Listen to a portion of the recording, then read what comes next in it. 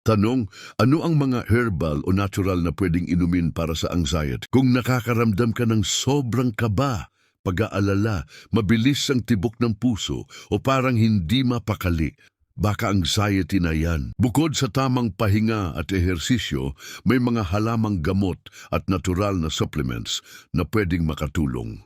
1. Chamomile, manzanilla. Isa sa pinakakilalang herbal tea para sa anxiety at insomnia. Nakakatulong mag-relax ang katawan at utak. Mainam inumin sa gabi bago matulog. Form tea capsule o extract 2, ashwagandha. Galing sa Ayurvedic medicine, nakakatulong sa pag-regulate ng stress hormone, cortisol, nakakabawas ng anxiety at pagkapagod.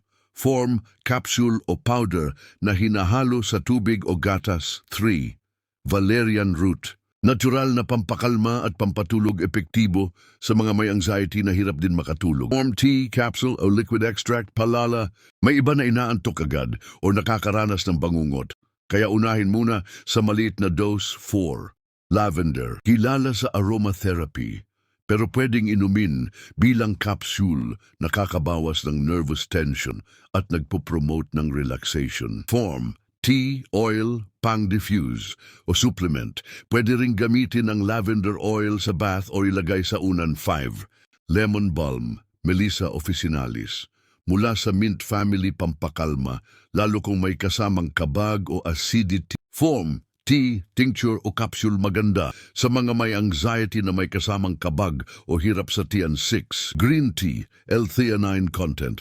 May amino acid na L-theanine na may calming effect. Nakakatulong mag-focus habang nagpapakalma. Form tea o supplement na L-theanine capsule. 7.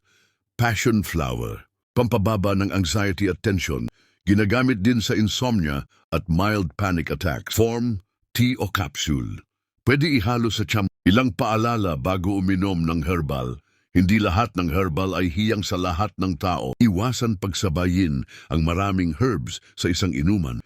Kung umiinom ng maintenance na gamot, lalo na pampababa ng BP o antidepressants, magtanong muna sa doktor. Hindi ito pamalit sa therapy o medical treatment.